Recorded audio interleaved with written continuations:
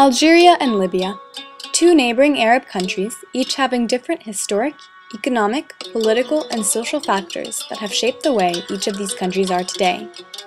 By looking at these factors, we can determine why the Arab Spring happened in Libya, but did not transfer over to its neighbor Algeria.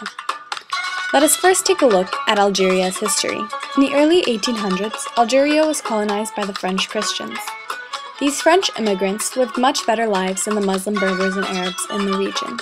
Even though the colonists were the minority group in the country, they still held the most political power in Algeria, and only those Muslims who converted to Christianity were given recognition. The Algerians began to grow weary of their living conditions under French rule. In March of 1954, Algeria began its War of Independence, as war broke out between the two factions.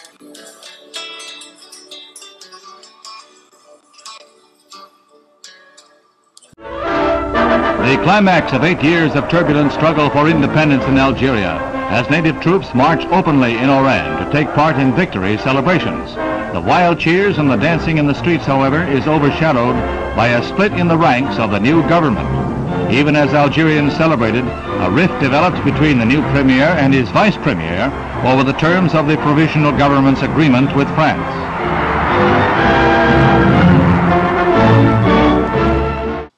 The country went through a rough transition, as the Algerians became divided on how the government would be formed. Strict Sunni Islamists desired a nation ruled by Sharia law, while other Algerians wanted a secular government. Algeria began as a socialist state, and the military was brought into the administration. The political system would not open up until the 1990s.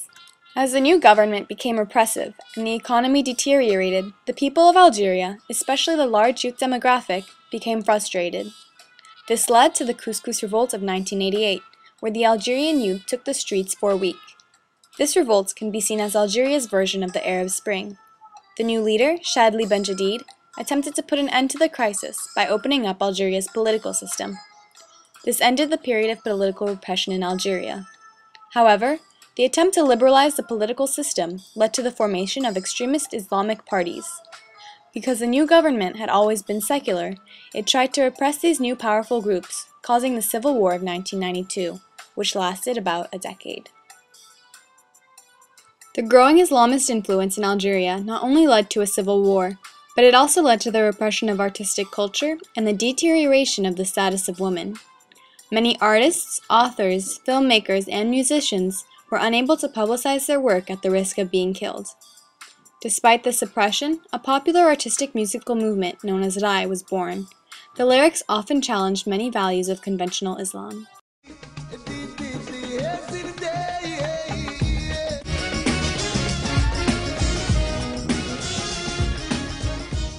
We are seeing many women leaders stepping up to challenge the Islamic fundamentalists that have encouraged conservative traditions in Algeria.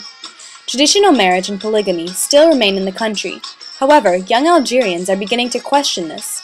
These traditional customs are changing in larger cities, where women are able to find jobs in education, government, and industry. Now, women hold about a third of the seats in Algeria's parliament, and women are slowly getting more and more rights. Algeria made a lot of progress from the Couscous Revolt of 1988 to the present day. In April 2004, the first democratic elections were held, and accordingly, the sense of nationalism was much stronger in the country. This election is also significant because of recent history. Algeria was the least affected of all North African countries by the Arab Spring.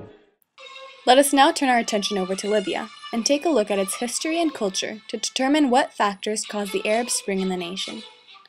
In the early 1900s, Italy had asserted its control over Libya. Under Italian control, Libya made a lot of economic progress. However, the resulting benefits could only be enjoyed by the Italian immigrants and high-ranking Arabs. By the end of World War II, Libya was finally granted freedom as a nation. This newfound liberty did not last long.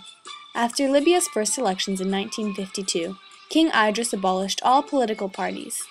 In 1969, the Free Officers Movement organized a revolutionary coup led by a young military colonel named Muammar Gaddafi and overthrew King Idris. However, the political system did not open up under Gaddafi, and he retained his power until the Arab Spring. There were both detrimental and beneficial aspects to Gaddafi's leadership. Under his rule, Gaddafi set up a highly militarized government that eliminated all foreign influences, emphasized Arab unity, and had a socialist economy. The press was censored, and unions were banned. Many of his reforms benefited the average Libyan population. He improved healthcare and education, increased oil production, and nationalized private enterprises, which greatly improved the lives of the poor. However, by creating such policies, he caused the wealthier and educated Libyan citizens to leave the country.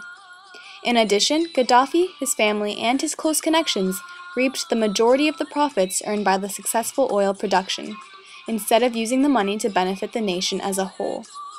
Because Gaddafi attempted to remove all foreign influences in his country, his relations with other nations were strained. Reagan called him a mad dog and in 1986 sent his jets to bomb Tripoli and Benghazi.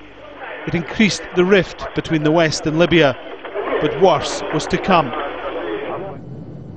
The 1988 Lockerbie bombing of Pan Am 103 marked the lowest point in relations between Libya and the West. Some claim Libya played no part, but Gaddafi was held responsible and sanctions were imposed, which crippled the country's economy.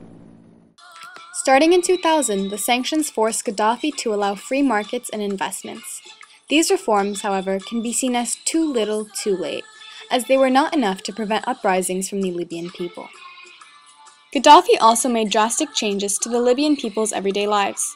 Gaddafi attacked the system of tribal affiliations, viewing them as old-fashioned and an obstacle to modernizing Libya. Gaddafi's drastic changes were also extended to religious policies. He implemented many religious reforms that were centered on Islamic values. Gaddafi was therefore caught between trying to implement modern policies and also attempting to uphold traditional customs. The importance of tradition is evident when looking at Libyan culture. Food, traditional folk music, and dance have remained a top attraction for Libyans. Another sign of the importance of tradition is seen through the sports of horse and camel racing, also known as fantasias and miharis.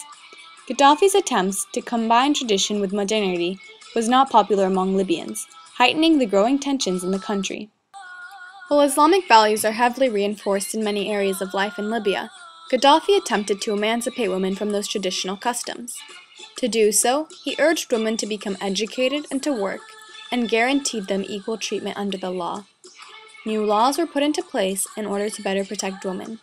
Now, the minimum age for women to get married is 16 years old. Working women even became entitled to maternity leave and other benefits. Although Gaddafi made many attempts to enfranchise women, these reforms did not go far enough, and the women were the ones who led the revolts against this authoritarian leader. There were women involved in every aspect of the revolution from what I could see. They were leading on marches, they were organizing themselves, they were setting up civil societies. Over 100 newspapers were set up, many of which were editorialized by women. In the beginning, it was spring for everyone. Women as well as men on the streets in Egypt, Tunisia, Bahrain, veiled and bareheaded. A democratic and feminist Arab awakening.